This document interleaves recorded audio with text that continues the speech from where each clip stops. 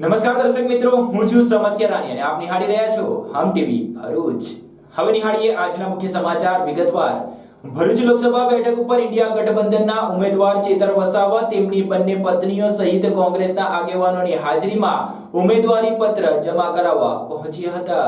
શરૂઆતથી જ હોટ ચર્ચાના સ્થાને રહેલ ભરૂચ લોકસભા બેઠક પર આ વખતની ચૂંટણી કાટેકી ટક્કરવાળી રહેશે તેવી ગઈકાલથી ચર્ચા શરૂ થઈ છે। ભાજપના ઉમેદવાર મનસુખ વસાવા અને ઇન્ડિયા ગઠબંધનના ઉમેદવાર ચેતર વસાવાએ નામાંકન પત્ર જિલ્લા ચૂંટણી અધિકારી સમક્ષ જમા કરાવતા પહેલા શક્તિ પ્રદર્શન કરી જલવા હે યહાં હમારા તેવો સંકેત આપવા પ્રયાસ કર્યો હતો। ત્યારે આજે ચેતર વસાવાએ પોતાની ઉમેદવારી નોંધાવી હતી। ગત તારીખ 15 એપ્રિલના રોજ ભાજપના ઉમેદવાર મનસુખ વસાવાએ પોતાના કાર્યકરો અને પાર્ટીના આગેવાનોની હાજરીમાં શક્તિ પ્રદર્શન સાથે જિલ્લા કલેક્ટર કચેરી પર પહોંચી નામાંકન પત્ર જમા કરાવ્યું હતું। ત્યાં જ રસાકસીવાળી ભરૂચ લોકસભા બેઠક પર જલવો દેખાડવા માટે આપના ધારાસભ્ય અને ઇન્ડિયા ગઠબંધનના સંયુક્ત ઉમેદવાર ચેતર વસાવાએ દેડિયાપાડાથી ભરૂચ હજારો સમર્થકો સાથે જન આશીર્વાદ યાત્રા લઈ આવી મજબૂત ઉમેદવાર હોવાનો ઈશારો કર્યો હતો, જેને લઈને મજબૂત સંગઠનનો દાવો કરનાર ઉમેદવારો પણ હવે વિચારતા થઈ ગયા છે। ચેતર વસાવાએ વનકર્મી પર હુમલા મામલે કાર્યવાહીના ભાગરૂપે થયેલ જેલવાસની ભડાસ પણ ગઈકાલે જન આશીર્વાદ યાત્રામાં ફિલ્મી અંદાજમાં ઝંઝાવતી પ્રચાર સાથે કાઢી હતી। ત્યારે ગઈકાલે શક્તિ પ્રદર્શન કરાયા બાદ આજે ચેતર વસાવા નામાંકન કરાવવા માટે જિલ્લા કલેક્ટર કચેરી ખાતે પહોંચ્યા હતા। ગતરોજ રામનવમીના તહેવાર હોવાના કારણે સરકારી રજા હોવાથી ચેતર વસાવા આજરોજ તેમની કુળદેવી યાહમોગીના દર્શન કરીને પોતાની બંને પત્નીઓ સાથે ભરૂચ જિલ્લા કલેક્ટર કચેરી ખાતે પહોંચી પોતાની ઉમેદવારી ફોર્મ ભર્યું હતું। તેમની સાથે જિલ્લા કોંગ્રેસ પ્રમુખ રાજેન્દ્રસિંહ રાણા, મહામંત્રી યુનુસ પટેલ સહિત આમ આદમી પાર્ટીના આગેવાનો અને કાર્યકરો ઉપસ્થિત રહ્યા હતા। ચેતર વસાવાએ જિલ્લા ચૂંટણી અધિકારી તુષાર સુમેરાને પોતાનું ફોર્મ આપી શપથ લઈ પોતાની દાવેદારી નોંધાવી હતી। આજે અમે ભરૂચ લોકસભાનું ઉમેદવારી ફોર્મ ભર્યું છે। તમે જોયું હશે ભરૂચમાં ઇન્ડિયા ગઠબંધનની ઐતિહાસિક રેલી થઈ, અમે બધાના આશીર્વાદ લીધા અને બધાએ અમને સમર્થન આપ્યું છે। ત્યારે ભરૂચની જનતા પરિવર્તન ઈચ્છે છે અને પરિવર્તન આ વખતે થવાનું છે। ત્યારે કાલે પણ લાખથી પણ વધારે લોકોની જનમેદની અહીંયા ઉમટી પડી હતી ધગધગતા તાપમાં, અને આજે જ્યારે અમે ઉમેદવારી ફોર્મ ભર્યું છે ત્યારે અમને પૂરો ભરોસો છે આમ આદમી પાર્ટી, કોંગ્રેસ પાર્ટીના તમામ લોકો આ લોકસભાની ચૂંટણીમાં અમે રાત દિવસ મહેનત કરીશું અને ભરૂચ લોકસભાની સીટ આ વખતે ઇન્ડિયા ગઠબંધનના ઉમેદવાર તરીકે અમે બધા જીતીને રહીશું એવો અમને પૂરો વિશ્વાસ છે। ભરૂચના દયાદરા ગામે ભાજપની પ્રચાર સભામાં ગામના જાગૃત યુવાને સાંસદ સભ્ય મનસુખભાઈ વસાવાને તેમના સમાજના અધૂરા કામો અંગે સવાલો કરી નાખતા અને લેખિત રજૂઆતો કરતા એક તબક્કે સાંસદ સભ્ય મનસુખભાઈ વસાવા ભડક્યા હતા, જોકે તેમણે ત્યારબાદ ગોળ ગોળ કરીને જવાબો આપી દીધા હતા। ભરૂચના દયાદરા મુકામે ભારતીય જનતા પાર્ટીની પ્રચાર સભામાં ગામના એક જાગૃત નાગરિકે ગામના મંદિર, શમશાન અને ઝૂંપડા તેમજ પાણી જેવા પ્રશ્નો મુદ્દે સાંસદ સ્ટેજ પર ચડી આવેદન પત્ર પાઠવી જવાબો માંગતા ભાજપના હાજર આગેવાનોમાં સોપો પડી ગયો હતો। ભરૂચમાં લોકસભાની ચૂંટણી માટેની તડામાર તૈયારીઓ શરૂ થઈ ગઈ છે। તમામ રાજકીય પક્ષો આગામી ચૂંટણીમાં જીતવા માટે તનતોડ મહેનત કરી રહી છે। તેવામાં ભાજપ, આમ આદમી પાર્ટી અને અપક્ષ ઉમેદવારોએ ઉમેદવારી પત્ર ભરી હવે પ્રચાર પ્રસાર શરૂ કર્યા છે। ત્યારે આજે ભરૂચ તાલુકાના દયાદરાના પ્રેમનગરી ફરિયામાં ભાજપની પ્રચાર સભા મળી હતી, જેમાં સાંસદ અને ભાજપના ઉમેદવાર મનસુખભાઈ વસાવા તેમજ વાગરાના ધારાસભ્ય અરુણસિંહ રાણા હાજર રહ્યા હતા। હજુ તો કાર્યક્રમની શરૂઆત થઈ હતી અને આભાર વિધિ શરૂ હતી, ત્યાં જ ગામના એક જાગૃત નાગરિક વિવેક વસાવા સ્ટેજ પર આવ્યા હતા અને તેમણે સાંસદને આવેદન પત્ર પાઠવવા માટે કહ્યું હતું, જ્યાં તેમણે સ્ટેજ પર ચડી ગામના મંદિર, શમશાન અને આવાસ જેવા પ્રાથમિક સુવિધાઓ મુદ્દે સાંસદને આવેદન પત્ર પાઠવી તેમણે રજૂઆત કરી હતી। જોકે મનસુખભાઈ વસાવા તેમજ અરુણસિંહ રાણા મંચ પર હાજર હતા। ત્યાં જ યુવાને કેટલાક પ્રાથમિક સુવિધાના મુદ્દે પ્રશ્નો કરતા જ ભાજપના હાજર આગેવાનોમાં સોપો પડી ગયો હતો। જય જવાન, જય આદિવાસી, જય આદિવાસી, જય આદિવાસી, જય આદિવાસી, જય આદિવાસી, જય આદિવાસી। એક જ મિનિટ ખાલી આપી દો, આઈડન પત્ર આપી દો, પણ હું કેને આપું જોવા દે બધા। હેલો, આજે આપણા વડીલ ભાજપના કાર્યકર્તા એટલે કે સાંસદ મનસુખભાઈ વસાવા એ આપણા સંબંધના છે। એ આપણા સમાજના છે, એટલે બહુ મોટી વાત છે અને સમાજ માટે બહુ મોટો ગર્વ છે અને આપણા સમાજ માટે કામ કરે છે. પણ આપણા ગામમાં જે વિકાસ નથી થયો એના માટે હું આવેદન પત્ર આપવા આવ્યો છું અને જાહેરમાં લાઈવ ચાલુ છે અને બધાને જ ખબર છે કે સમાજ માટે હું કોઈને કોઈ જગ્યાએ બોલું છું, પણ અમે કોઈ વિરોધ નથી જતા. આ ઇલેક્શન પહેલા અમારા જે મુદ્દાઓ છે એ એમને કમ્પ્લીટ કરવા પડશે. પહેલી છેલ્લી વાત કે આપણા દયાદરા ગામના જેટલા પણ મંદિરો છે એ નામ પણ નથી, બરાબર છે, એ તમને ખબર નથી મનસુખ દાદા. પછી આપણો જે બૈરા પછી જે સ્મશાનમાં જવાનો રસ્તો છે એ રસ્તો બન્યો નથી. ચોમાસાની અંદર આપણે આપણા પગ લીલા કરીને કિચડમાં જવું પડે છે, બરાબર છે. ત્યાર પછી તલાવની પાર બાકલોલી કેટલાક જે આદિવાસીના ઝૂંપડાઓ છે એ નામ પણ નથી. વિકાસ થાય છે અમે માનીએ છીએ અને તમે અમારા વડીલ છે તો અમે તમને સપોર્ટ પણ કરીએ છીએ, પણ જે વિકાસ નથી એ ચૂંટણી પહેલા, ચૂંટણી પછી અમને કોઈ જોતું નથી. એ તો કાલે પણ નતું અને આજે પણ છે. પણ અમારા સમાજના મનસુખ દાદા બેઠેલા છે. હું એક આદિવાસી સમાજનો દીકરો છું અને કોઈ કોઈ કે બોલવા નથી જતું. બોલવાની જરૂર છે. લોકશાહી દેશ છે દાદા, રાજાશાહી દેશ નથી, લોકશાહી દેશ છે અને અનુસૂચિતમાં લખેલું છે કે આદિવાસી આ દેશનો માલિક છે. આ દેશનો ચાલક નથી, આદિવાસી આ દેશનો માલિક છે. તો માલિક હોવા છતાં જે આપણા જમીનો અને આપણા મકાનો નામ પણ નથી ને, એ બહુ શરમજનક વાત છે. એટલે હું કઈ લડવા કે વિરોધ પક્ષમાં બોલવા નથી આવ્યો. હું તો આદિવાસી સમાજ માટે કાલે પણ બોલતો હતો અને આજે પણ બોલીશ. આ દાદાને આ લાઈવ ચાલુ છે. દાદા, જે અમારી અરજો છે એ તમે સ્વીકારજો. અમારી જે અરજો છે એ સ્વીકારજો અને કામ કરજો. અમે તમારી સાથે જ છે અને બધા સાથે જ છે. જે આદિવાસીનું કામ કરશે અમે એમની સાથે છે. જય જોહર, જય જોહર. તો જાગૃત નાગરિકો વિવેક વસાવાએ આ મામલે સાંસદને આવેદન પત્ર પાઠવી તેમના ગામના પ્રશ્નો રજૂ કર્યા બાદ સાંસદે પણ આ મામલે જવાબો આપવાનું શરૂ કર્યું હતું. જો કે તેના વિડીયો યુવાને ઉતારવાની શરૂ કરતા પ્રથમ તો સાંસદ ભડક્યા હતા અને ત્યારબાદ તેમણે વિડીયો શરૂ રાખવાનું કહીને તેમણે કેટલાક પ્રશ્નો મુદ્દે જવાબો આપવાનું શરૂ કર્યું હતું. ત્યારબાદ તેમણે ગોળ ગોળ વાતો કરીને આમ આદમી પાર્ટી પર આકરા પ્રહારો શરૂ કરી દીધા હતા. ત્યારબાદ વાગરાના ધારાસભ્ય અરુણસિંહ રાણાએ પણ ગામના પ્રશ્નો મુદ્દે સાંસદની હાજરીમાં જ ખુલાસાઓ આપવાની શરૂઆત કરી હતી. જો કે 6 મિનિટની આ વિડીયો ક્લિપ સોશિયલ મીડિયા ઉપર ફરતી થઈ છે. જો એક વસ્તુ કહું તમને, આ દેશની અંદર ભારતીય જનતા પાર્ટી, મેં કીધું ને, આપણે જોડવાનું કામ કરે, તોડવાનું કામ નથી કરતા.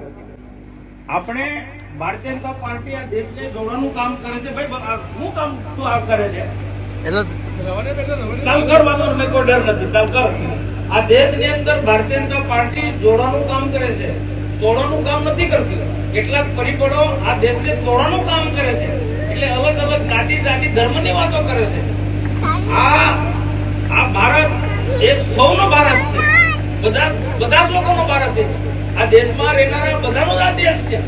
એટલે જેવી સ્થિતિ, જે ગરીબ છે, કોઈ મધ્યમ વર્ગ છે, કોઈ ઉચ્ચ વર્ગ છે, કોઈ આદિવાસી છે, કોઈ હિન્દુ છે, કોઈ મુસ્લિમ છે, કોઈ ઈસાઈ, આ બધા જ લોકોનો આ દેશ છે. કોઈનો એક વ્યક્તિ કે એક સમાજનો નથી. દેશના પ્રધાનમંત્રી નરેન્દ્ર મોદી આ બધાને આગળ લઈને ચાલવા માંગે છે. જ્યારે દેશમાં કેટલાક એવા પરિબળો છે કે જે દેશને ભાગલા પાડવાની વાતો કરે છે. તો આવા ભાગલાવાદી પરિબળોથી આપણે સાવધાન રહેવાનું છે. આદિવાસીઓના વિકાસના માટે ભારતીય બાળકોમાં નોકરી મળે, આવી પોઝિટિવ વાતો કરવી પડે. આમ આદમી પાર્ટી લોકો ઉશ્કેરવાની વાતો કરે છે, જ્ઞાતિ જાતિ ધર્મના વચ્ચે ભેદ પાડવાની વાતો કરે છે. આ દેશનો માલિક આપણે બધા જ લોકો છે. આ દેશના માલિક બધા જ છે. આ દેશમાં રહેનાર બધા જ લોકો છે. કોઈ બહારનો નથી ભાઈ. આ જે માનસિકતા બદલવી પડે બધાએ. જે સત્ય કેવું બાબુ, સત્યવાદ કેવી પડે.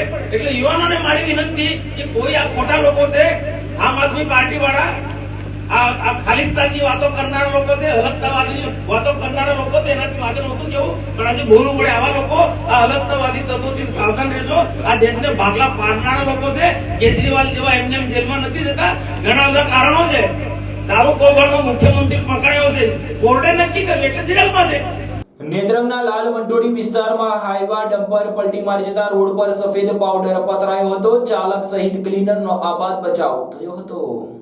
નેત્રંગ તાલુકા મથકના લાલ મંટોડી વિસ્તારમાં એક હાઈવા ડમ્પર સફેદ રંગના પથ્થરોનો પાવડર ભરીને નેત્રંગથી મહારાષ્ટ્ર તરફ સવારના મળસ્કેના સમયે પસાર થઈ રહ્યો હતો. જે દરમિયાન અગમ્ય કારણસર ડ્રાઈવરે સ્ટીયરિંગ પરનો કાબુ ગુમાવતા હાઈવા ડમ્પર પલટી મારતા સફેદ રંગનો પથ્થરનો પાવડર રસ્તા ઉપર હલવાતા ભારે ટ્રાફિક જામની સમસ્યા સર્જાઈ હતી. ભારે જહેમત બાદ ડ્રાઈવર કંડક્ટરને કેબિનમાંથી બહાર કાઢવામાં આવ્યા હતા. કોઈ પણ પ્રકારની જાનહાનિની ઘટના સામે ના આવતા લોકોએ રાહત નો શ્વાસ લીધો હતો. ઘટના સ્થળ ઉપર લોકટોળા ઉમટ્યા હતા.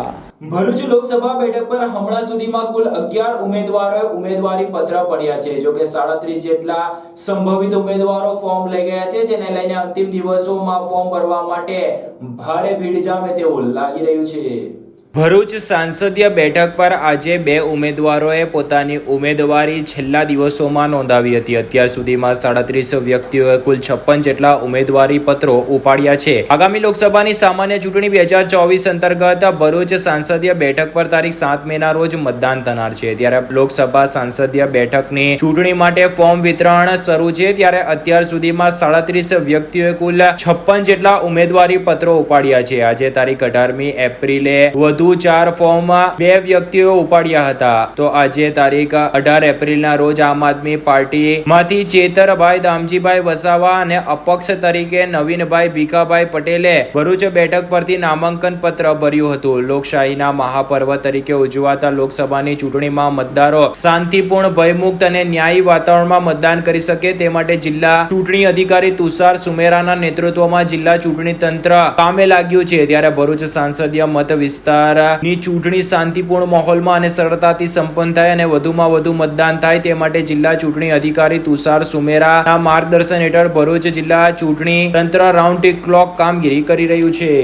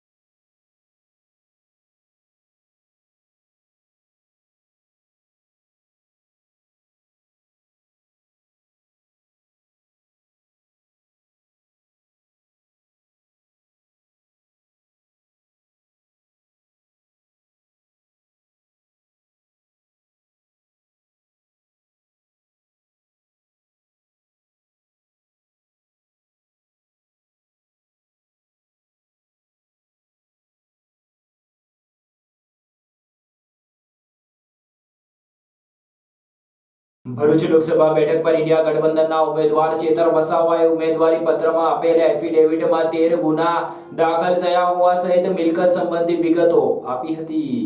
ભરૂચ લોકસભા બેઠક પર આજે આમ આદમી પાર્ટીના ધારાસભ્ય અને ઇન્ડિયા ગઠબંધનના સંયુક્ત ઉમેદવાર ચેતર વસાવાએ ઉમેદવારી નોંધાવી હતી. ત્યારે ચેતર વસાવા સામે 13 ગુનાઓ નોંધાયા છે. તો 15 મહિનામાં સંપત્તિમાં 2.96 લાખનો ઉછાળો થયો છે. તો તેમણે કોઈ ડમી ઉમેદવાર પાસે ફોર્મ ના ભરાવ્યું હોવાનું જાણવા મળ્યું છે. ચેતર વસાવાએ આજે ગુરુવારે ભરૂચ લોકસભા બેઠક પર પોતાની ઉમેદવારી નોંધાવી હતી. તેઓ તેમની બંને પત્નીઓ તેમજ કોંગ્રેસ અને આમ આદમી પાર્ટીના આગેવાનો સાથે નામાંકન કરાવવા માટે પહોંચ્યા હતા. જો કે તેમણે નામાંકન પત્ર ભર્યા બાદ કેટલીક વિગતો સામે આવી છે. તેઓ સામે 13 ગુનાઓ નોંધાયા છે, જે પૈકી 10 દેડિયાપાડામાં અને એક કેવડિયા અને સાગબારા તેમજ રાજપીપળા પોલીસ મથકે નોંધાયેલ છે. 2022ની વિધાનસભા ચૂંટણી વખતે તેમણે દર્શાવેલ જંગમ મિલકત સામે 2024માં સોગંદનામા મુજબ તેઓની જંગમ મિલકતમાં રૂપિયા 2.96 લાખનો ઉછાળો થયો હોવાનું જાણવા મળ્યું છે. જ્યારે જ્યારે 20 લાખની સ્થાવર મિલકત સ્થિર રહી છે. તેમની બંને પત્નીઓ પૈકી શકુંતલાબેનની જંગમ મિલકતમાં 15 મહિનામાં 3.43 લાખ જ્યારે વર્ષાબેનની 11.51 લાખ ઘટી છે. જો કે સોનામાં તેઓ અને બંને પત્નીના નામે 2 તોલાનો વધારો થયો હોવાનું દર્શાવ્યું છે. તેમની પાસે 5 તોલા, શકુંતલાબેન પાસે 9 તોલા જ્યારે વર્ષાબેન પાસે 5 તોલા સોનું છે. હાથ પર રોકડા તેઓ પાસે 2 લાખ, શકુંતલાબેન પાસે 2 લાખ જ્યારે વર્ષાબેન પાસે 50,000 હોવાનું તેમણે સોગંદનામામાં દર્શાવ્યું છે. BRS ગ્રેજ્યુએટ થયેલ ચેતર વસાવાની આવકનો સ્ત્રોત ખેતી, લેબર કોન્ટ્રાક્ટ અને વેપાર હોવાનું તેમણે દર્શાવ્યું છે. તો શકુંતલાબેન પણ ખેતી અને વેપાર કરે છે જ્યારે વર્ષાબેન ઘર ગૃહિણી હોવાનો તેઓએ નામાંકન પત્રમાં વિગતો દર્શાવી છે. તો મહત્વની વાત છે કે આજે ફોર્મ ભરવાના છેલ્લા બીજા દિવસે 2 ફોર્મ ભરાયા હતા, જેમાં 11 ફોર્મોમાં ભાજપ, આપ અને અપક્ષના ડમી સહિત 5 ઉમેદવારોએ ફોર્મ ભર્યા છે. ત્યારે અત્યાર સુધીના કામકાજના 4 દિવસોમાં કુલ 56 ફોર્મો ઉપાડ્યા છે અને 37 વ્યક્તિઓ દ્વારા આ ફોર્મો ઉપાડવામાં આવ્યા છે. જો કે શુક્રવારે ફોર્મ ભરવાના અંતિમ દિવસે ઉમેદવારી માટે કેટલા લોકો આવે છે તે જોવું રહ્યું, પરંતુ ચેતર વસાવાએ કોઈ પણ ડમી ઉમેદવાર પાસે ફોર્મ ના ભરાવ્યું હોવાનું પણ જાણવા મળ્યું છે. અંકલેશ્વરમાં રામનવમીના તહેવારને લઈને શહેરમાં વિવિધ સંગઠનો દ્વારા રામજીની શોભાયાત્રાનું આયોજન કરવામાં આવ્યું હતું. રામ ભક્તો આ શોભાયાત્રામાં જોડાયા હતા. અંકલેશ્વરમાં રામનવમી નિમિત્તે વિવિધ હિન્દુ સંગઠનો દ્વારા ભવ્ય શોભાયાત્રાનું આયોજન કરવામાં આવ્યું હતું, જેમાં મોટી સંખ્યામાં શ્રદ્ધાળુઓ ડીજેના તાલે ઝૂમ્યા હતા અને યાત્રામાં જોડાયા હતા. ભારતીય ઉપખંડના હિન્દુ ધર્મના શાસ્ત્રોમાં વર્ણવ્યા અનુસાર જ્યારે સમાજમાં સત્ય પર અસત્ય, પ્રામાણિકતા ઉપર અપ્રામાણિકતા, સદાચાર ઉપર દુરાચાર અને ઋષિ સંસ્કૃતિ ઉપર દૈત્ય શક્તિઓ હાવી થવા લાગી, ત્યારે શ્રી રામે તેમનો નાશ કરવા માટે જન્મ લીધો હતો. તે સમય હતો મધ્યાહનનો અને તિથિ હતી ચૈત્ર સુદ નોમ.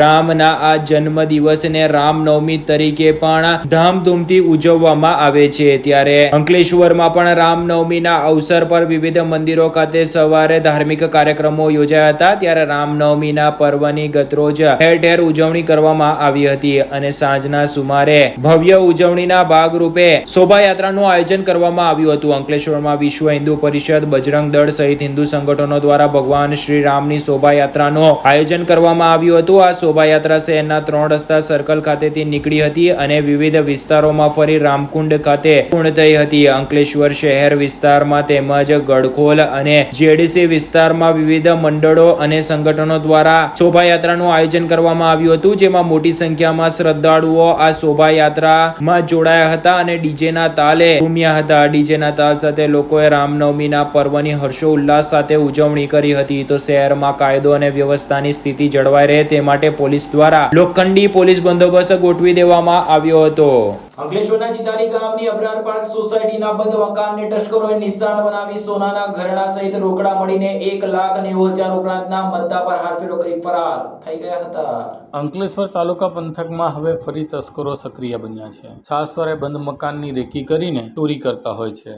ત્યારે અંકલેશ્વર તાલુકાના જીતાલી ગામ ખાતે સરકારી દવાખાની પાછળ આવેલ અબરાર પાર્કમાં ચોરી થઈ હતી. અંકલેશ્વરના જીતાલી ગામે સરકારી દવાખાનાની પાછળ આવેલ અબરાર પાર્કમાં રહેતા અસલમ યાકુબ શાહના મકાનમાં બંધ મકાનને તસ્કરોએ નિશાન બનાવ્યું હતું અને ઘરનો દરવાજાનો નકુચો તોડી ઘરમાં પ્રવેશ કર્યો હતો. બેડરૂમમાં પહોંચીને તેઓ દ્વારા તિજોરીના લોક ખોલી નાખી અંદર મૂકેલા સોના ચાંદીના દાગીના, રોકડા રૂપિયા મળી કુલ 1,90,000ના મુદ્દામાલ ઉપર હાથ ફેરો કરી ફરાર થઈ ગયા હતા. આ મામલે અસલમભાઈને જાણ થતા તેઓ દ્વારા અંકલેશ્વર તાલુકા પોલીસ મથકમાં અંગેની ફરિયાદ દાખલ કરાવી છે.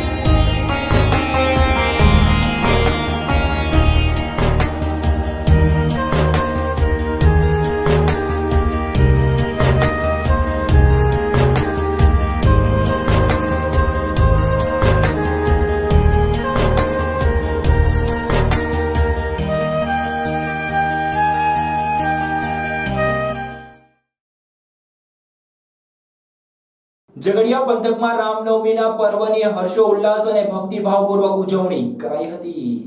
ઝઘડિયા તાલુકામાં રામનવમીની ઉજવણી અંતર્ગત વિવિધ કાર્યક્રમોના આયોજન થયા હતા. રામનવમી મહોત્સવને લઈને ઝઘડિયા, રાણીપુરા, મઢી આશ્રમ, રાજપાડી, બોલાદ, પાણેઠા સહિત વિવિધ ગામોમાં શોભાયાત્રા અને રામધૂનના આયોજન કરવામાં આવ્યા હતા. વિશ્વ હિન્દુ પરિષદ અને બજરંગ દળ દ્વારા આયોજિત શોભાયાત્રામાં યુવાનો અને રામ ભક્તો જોડાયા હતા. મર્યાદા પુરુષોત્તમ શ્રી રામ ભગવાનના જન્મોત્સવને લઈને સમગ્ર ઝઘડિયા તાલુકામાં રામ જન્મોત્સવની ભવ્ય ઉજવણી કરવામાં આવી હતી. ઝઘડિયા તાલુકાના સુપ્રસિદ્ધ ગુમાનદેવ મંદિર ખાતે વિવિધ ધાર્મિક કાર્યક્રમો યોજાયા હતા. ઉપરાંત ઝઘડિયા મઢીથી ભગવાન શ્રી રામની શોભાયાત્રાનું આયોજન કરવામાં આવ્યું હતું, જે ઝઘડિયા મઢીથી પ્રસ્થાન કરી ઝઘડિયા ટાઉન, ચાર રસ્તા, સરદાર પ્રતિમા, ગોરીમાર્ગ પર થઈ રતનપુર ગામે થઈને ત્યાં હનુમાનજી મંદિર ખાતે પહોંચી હતી. આ કાર્યક્રમમાં મોટી સંખ્યામાં રામ ભક્તો જોડાયા હતા. ઉપરાંત રાણીપુરા ગામના યુવાનો દ્વારા 3 દિવસ ભગવાન શ્રી રામની આરાધના કરી ગતરોજ રાત્રે સમૂહ આરતીનું આયોજન કરવામાં આવ્યું હતું તથા આજરોજ રાણીપુરા ગામમાં શોભાયાત્રા નીકળી હતી, જેમાં મોટી સંખ્યામાં યુવાઓ જોડાયા હતા. ઝઘડિયા તાલુકાના રાજપાડી નગર ખાતે પણ ભવ્ય શોભાયાત્રા યોજાઈ હતી, જેમાં યુવાનો ઉપરાંત રામ ભક્તો જોડાયા હતા. શોભાયાત્રા રાજપાડી નગરના વિવિધ વિસ્તારોમાં ફરી હતી. ઉમરલા, પાણેઠા, બાલોદ ગામોએ પણ રામનવમીની ઉજવણી કરવામાં આવી હતી.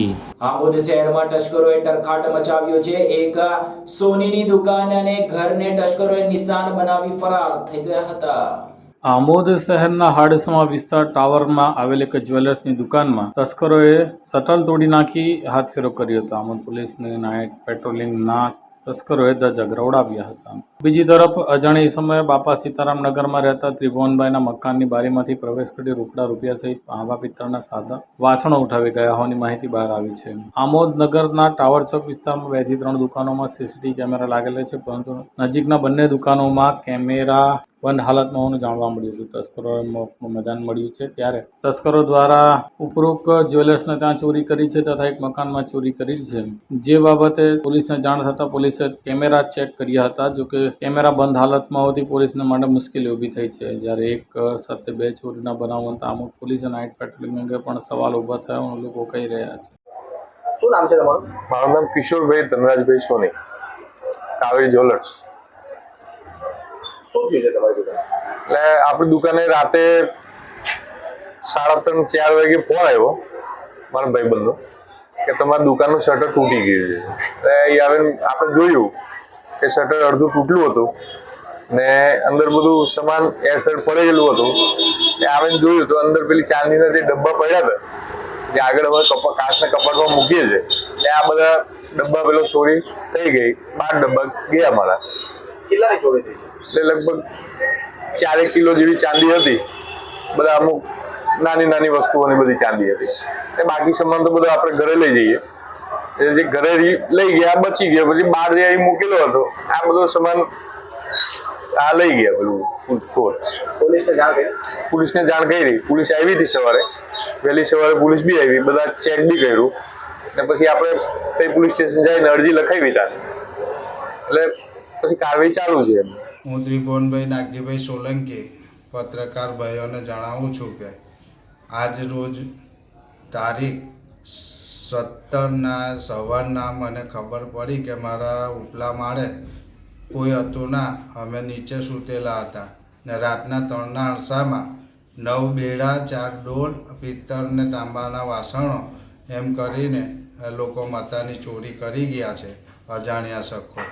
એ હું આ પત્રકાર સમક્ષ રજૂ કરું છું. કઈ રીતના ઘરમાં પ્રવેશ કર્યો એ લોકોએ તમને કોઈ ખબર પડી? આ અંદરની બારીથી એ લોકો પ્રવેશ કરી ને પીછ્યાથી બારી ખોલી ને અંદર પ્રવેશ્યા છે. બીજું કંઈક વાસણ સિવાય કઈ રોકડ બોકડ કે કઈ દાગીના એવું કંઈ? રોકડ મારા છોકરાનો પગાર ને મારા ભાઈનું 12મું હતું, તેની માટે થોડા પૈસા હતા 10-15 હજાર રૂપિયા જેવું, તે તિજોરીમાંથી ખુલ્લી મૂકીને લઈ ગયા છે. અચ્છા, પોલીસ આવી ગઈ અહીંયા તપાસ માટે? પોલીસને સવારના 8:15 આસપાસ ફોન કરેલો છે, પણ હજુ સુધી કોઈ આવ્યું નથી. અંકલેશ્વરની જયાબેન મોદી હોસ્પિટલમાં ડાયાલિસિસ સેન્ટરનું ઉદ્ઘાટન કરવામાં આવ્યું હતું. અંકલેશ્વર શહેરની જયાબેન મોદી હોસ્પિટલ ખાતે ડાયાલિસિસના દર્દીઓને સુવિધામાં વધારો કરવા સાથે ભાનુમતી વડીલાલ ગાંધી ડાયાલિસિસ સેન્ટરનું ઉદ્ઘાટન કરવામાં આવ્યું હતું. અંકલેશ્વર ડેવલપમેન્ટ સોસાયટી સંચાલિત જયાબેન મોદી મલ્ટી સ્પેશિયાલિટી હોસ્પિટલમાં વિવિધ મેડિકલ સેવાઓ વધારવામાં આવી છે, જેના ભાગરૂપે ભાનુમતી વડીલાલ ગાંધી ડાયાલિસિસ સેન્ટર શરૂ કરવામાં આવ્યું છે. જે ડાયાલિસિસ સેન્ટરનું મુંબઈના ભારતીય આરોગ્ય નિધિ હોસ્પિટલના એમડી ડોક્ટર અરુણ શાહ અને જીઆરપી કંપનીના એમડી રાજેન્દ્ર ગાંધીના હસ્તે દીપ પ્રાગટ્ય તેમજ રિબિન કટિંગ થકી ઉદ્ઘાટન કરવામાં આવ્યું હતું. આ પ્રસંગે જીઆરપી અને આઈડીઆઈસી કંપની દ્વારા સેવાકીય પ્રવૃત્તિ માટે હોસ્પિટલ ટ્રસ્ટને ₹1 કરોડનું અનુદાન આપવામાં આવ્યું હતું. આ કાર્યક્રમમાં આઈડીએસ ટ્રસ્ટના પ્રમુખ રાજુ ગાંધી, અરુણભાઈ, કમલેશભાઈ ઉડાણી, અશોકભાઈ પંજવાણી, ઉદ્યોગપતિ પરેશ મહેતા સહિત મોટી સંખ્યામાં આમંત્રિતો અને હોસ્પિટલ સ્ટાફ ઉપસ્થિત રહ્યા હતા.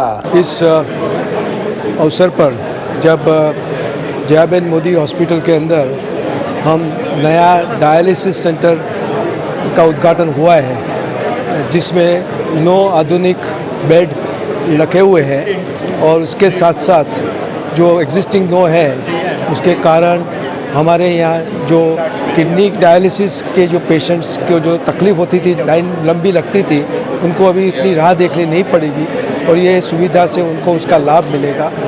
जयाबेन मोदी हॉस्पिटल हमेशा समाज की सेवा के लिए तत्पर है और इन 5-7 दिनों में 5-7 सालों में उन्होंने ऐसा अभूतपूर्व काम किया है जिससे अंकलेश्वर और भरूच की सारी जनता को उसका लाभ मिला है और हम चाहते हैं कि हम इसी तरह से जनता की सेवा में, उनके स्वास्थ्य को सुधारने की सेवा में, स्वास्थ्य को बनाए रखने की सेवा में हम तत्पर रहे और हम अग्रसर रहे, ऐसी हमारी भावना है.